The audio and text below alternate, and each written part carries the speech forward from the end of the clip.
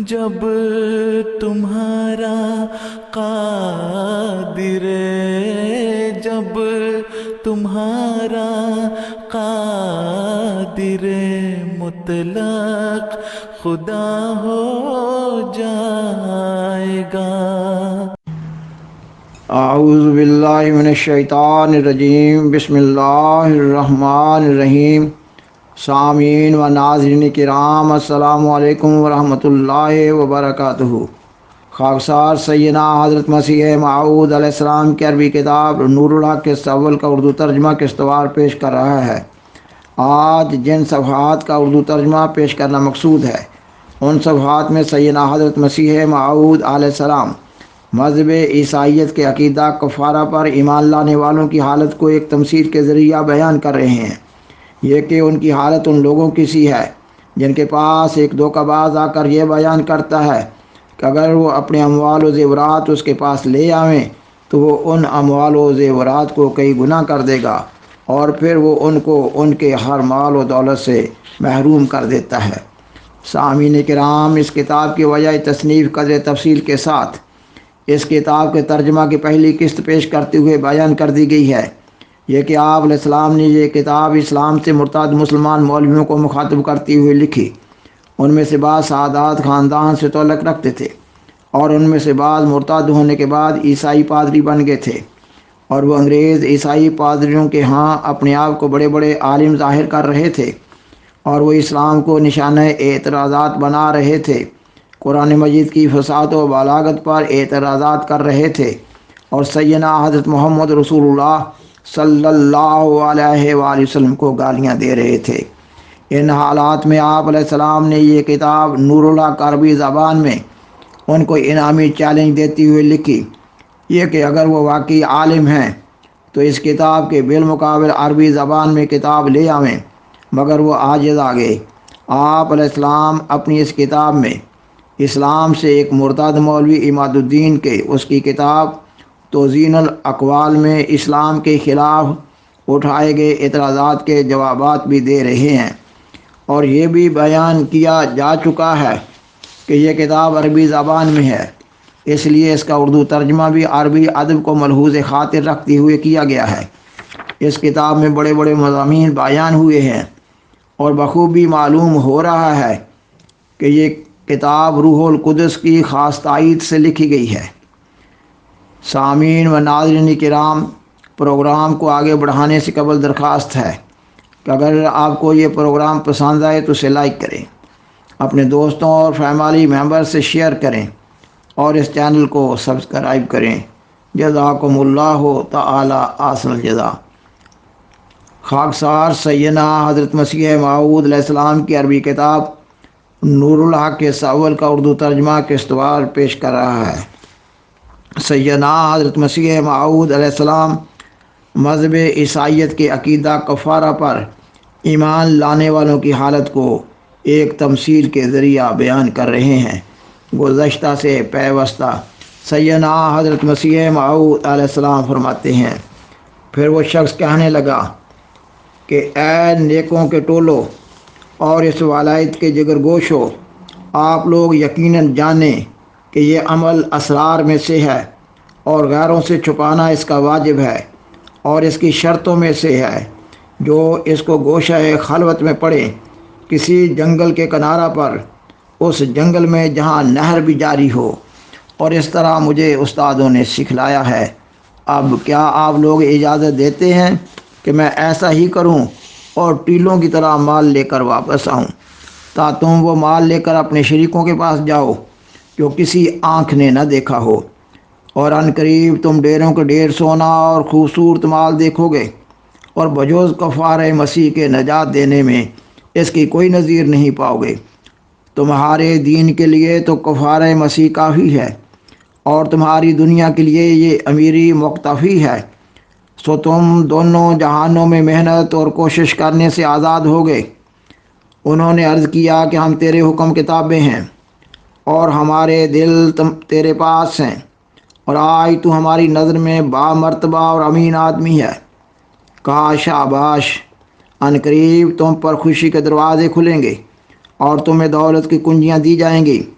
بلکہ میں تمہیں یہ منتر بھی سکھلا دوں گا تا میری عدم حاضری میں تمہیں کچھ تکلیف نہ پہنچے، اور تا تمہیں ایک ایسی دولت ملے جو بہت بزرگ دولت ہے، اور ایک ایسا ملک ہے جس کا انتہا نہیں۔ انہوں نے کہا کہ ہم تیرا شکر نہیں کر سکتے، تو سب احسان کرنے والوں سے بزرگ تر ہے۔ اس نے جواب دیا کہ تم یقیناً سمجھو کہ یہ عمل میں نے تم سے پہلے کسی کو نہیں سکھایا، اور نہ بعد تمہارے کسی کو سکھاؤں گا۔ پس انہوں نے اس تخصیص کا بید اس سے دریافت کیا اور اس چمک کے محدود رکھنے کی حکمت پوچھی۔ پس اس نے اس اکنوم کی قسم کھائی جو گناہ گار کو گناہ سے خلاصی بخشتا ہے کہ وہ اس عادت میں اکنوم ثانی سے مشابہ ہے، یعنی جیسے اکنوم ثانی نے حضرت عیسیٰ سے پہلے کسی اور سے تعلق نہیں کیا نہ بعد میں کرے گا، ایسا ہی اس نے اس قوم سے یہ تعلق پیدا کیا اور کہا کہ میں نے اکنوم ثانی کی طرح اوقات تمہیں مسیح کی طرح اپنے تعلق سے خاص کر دیا ہے۔ پھر اس نے اپنا دامن اکٹھا کیا تاکہ عقاب کی طرح اڑ جائے۔ پس اس نے چلے جانے کی نیت سے صبح کی، ایسی صبح ہو کہ کبھی کوے نے بھی نہ کی ہو، اور بھاگنے کے وقت ان کو کہنے لگا کہ اے شہروں کے سرداروں اور ولایتوں کے رئیسوں، میں دوپہر تک تمہارے پاس آؤں گا، سو تم نے کچھ تھوڑی سی میری انتظار کرنا، اور تمہیں کچھ بے قراری نہ ہو، کیونکہ منتر بہت لمبا ہے اور مطلب بہت بڑا ہے اور مراد بہت بڑی ہے، اور طبیعت بیمار ہے اور دور جانا ہے اور سردی بہت پڑتی ہے، اور میرا دل نہیں چاہتا کہ اس ضعف اور پیرانہ سالی میں یہ مشقت اپنے اوپر اٹھاؤں، اور میرے بدن میں یہ قوت بھی نہیں کہ اتنی دور جا سکوں، اور میں دنیا کے تمام علاقے چھوڑ بیٹھا ہوں، اور مجھے بجوز اس کے کچھ اچھا دکھائی نہیں دیتا جو مسیح کا ذکر کرتا رہوں جو رب العالمین ہے، مگر میں نے تمہارے لیے یہ کلفت اٹھائی کیونکہ میں نے شریف قبیلوں میں سے تمہیں پایا، اور میں نے دیکھا کہ تم امیروں کے باقی ماندہ نشان اور بعد نعمت کے سختی میں پڑے ہو، اس لیے بھی کہ ہم میں اور تم میں بہت پیار ہو گیا ہے اور دوستانہ ربط ہو چکا ہے، سو میری رحمت اور شفقت تمہارے لیے اٹھی اور موجزن ہوئی، اور تمہارے تالے محمود اور نیک ستارہ نے مجھے اپنی طرف کھینچ لیا، سو میں نے چاہا کہ تمہیں بادشاہ کی طرح بنا دوں، اور میں ان قریب تازہ چنا ہوا میوہ لے کر تمہارے پاس آؤں گا، سو آرزومند دل کے ساتھ میرے منتظر رہو۔ ان قریب تم سونے اور چاندی کے ایسے جلوہ کو دیکھو گے جیسے کہ ایک خوبصورت عورت سامنے آ جاتی ہے۔ سو اس نے یہ کہا اور چلا گیا، اور ان کو ٹوٹے میں چھوڑ گیا، سو انہوں نے نہ سمجھا کہ وہ دھوکہ دے گیا اور بھاگ گیا، اور مراد ملنے کے تصور میں وہ خوش ہوئے، اور اسی جگہ ٹھہرا کر ایسے طور سے اس کی انتظار کرتے رہے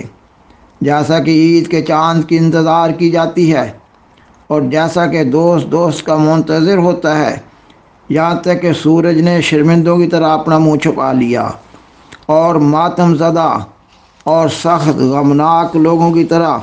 سیاہ کپڑے پہن لیے، اور اپنے وجود کو دھوکہ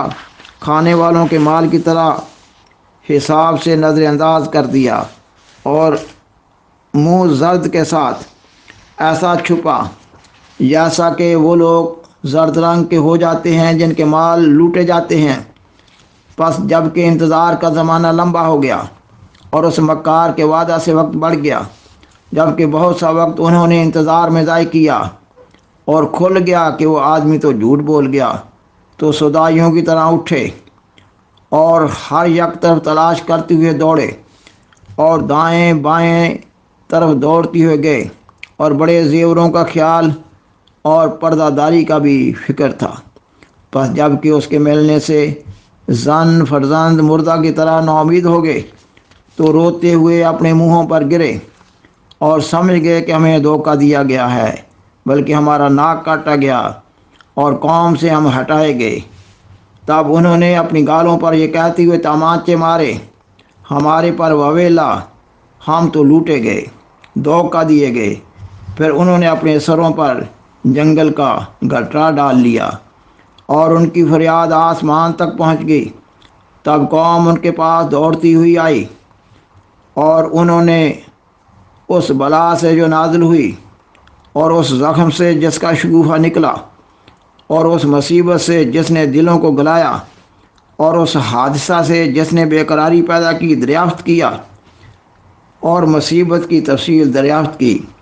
اور اس قصہ کی کیفیت پوچھی۔ سو انہوں نے بیان کرنے سے دل چرایا،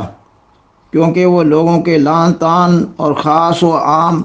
میں رسوا ہونے سے ڈرے، مگر باوجود اس کے فریاد کر رہے تھے۔ پس قوم نے کہا، کیا سبب کہ تمہارے آنسو نہیں تھمتے اور تمہاری چیخیں کم نہیں ہوتی؟ کیا تم پر کسی ظالم نے ظلم کیا؟ کیوں تم حقیقت کو چھپاتے اور اپنے دوستوں کی بے قراری کو زیادہ کرتے ہو؟ پس انہوں نے پھر ایک چیخ ماری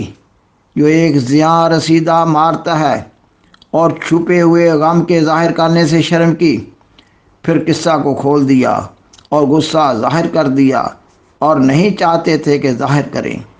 لیکن اصرار کرنے والوں کے اصرار سے عاجز آ گئے۔ پس ہر یک عقل مند نے ان کو ملامت کی، اور ملامت کرنے والوں کے ہر یک طرف سے تیر برسے۔ پس انہوں نے شرمندہ ہو کر سر جھکا لیے، اور ملامت کرنے والوں نے کہا کہ اے احمقو اور جاہلوں کے پیشواؤ، کیا تمہیں معلوم نہیں تھا کہ ایک محتاج تمہارے پاس آیا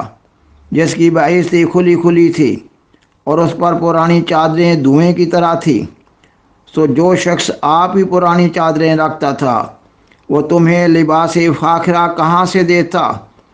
اور کیوں کر تمہاری حاجت روائی کرتا؟ کیا تم نے افلاس کے آثار اس میں نہیں پائے تھے؟ پھر کیوں تم اس کے فریفتہ ہو گئے؟ کیا تم چار پائے تھے یا آدمی تھے؟ پھر قطع نظر اس سے یہ باتیں بھی از قبیل خرافات اور قانون قدرت سے بعید تھیں اور خدا تعالیٰ کی سنت مستمرہ سے دور تھی۔ پس اگر تم عقل مند تھے تو کیوں اس شخص کو اور اس کی باتوں کو قبول کر لیا، اور کیوں کر تم نے حکیموں کے تجارب کو فراموش کر دیا؟ کیا تم چار پائے تھے یا شراب سے مست تھے، اور تم نے کیوں کر جانا کہ وہ صادق اور امین ہے، حالانکہ اس نے تمام صادقوں کے برخلاف بات کہی؟ کیا تم نے اس کی پرانی چادریں نہ دیکھیں؟ کیا تم نے مکاروں کے قصے نہیں سنے تھے؟ سو تم اپنے آپ کو ملامت کرو، نہ کسی دوسرے کو۔ تم نے اپنی بیویوں اور اپنے بھائیوں، اپنے دوستوں اور اپنے ہمسایوں کو ہلاک کر دیا۔ پس چاہیے کہ ہر یک رونے والا تمہاری سمجھ پر روے۔ یہ عیسائیوں اور ان کے کفارہ کی مثال ہے اور ان کی نادانی کا نمونہ ہے، اور ہم نے محض للہ نادانوں کے لیے یہ نصیحت بیان کی ہے، مگر مسیح اور اس کے نیک اصحاب اس مسیح سے مبرہ ہیں، اور ہمارا خطاب صرف ان خیانت پیشہ لوگوں کی طرف ہے جن کی خصلت بھیڑیے کی خصلت اور لباس راہبوں کا لباس ہے، اور ان کی برگشتگی اور ان کی رات کی سختی ظاہر ہو چکی ہے، اور ظاہر ہو چکا ہے کہ وہ گمراہ اور باطل پرست ہیں، اور ان کی کمال بے شرمی ہے کہ وہ باوجود اپنی نادانی کے اسلام پر حملہ کرتے ہیں اور لوگوں کو گمراہ کر رہے ہیں اور انواع اقسام کے گناہوں کو پھیلا رہے ہیں، اور وہ ایک دجال قوم ہے۔ پس چاہیے کہ اپنی جلدی کے اتقاء سے پشیمان ہوں اور اپنے آخرت کے ٹوٹے سے ڈریں، اور میں تو ایک ڈرانے والا خدا تعالیٰ کی طرف سے ہوں۔ وآخر دعوانا ان الحمد للہ رب العالمین۔ شکریہ۔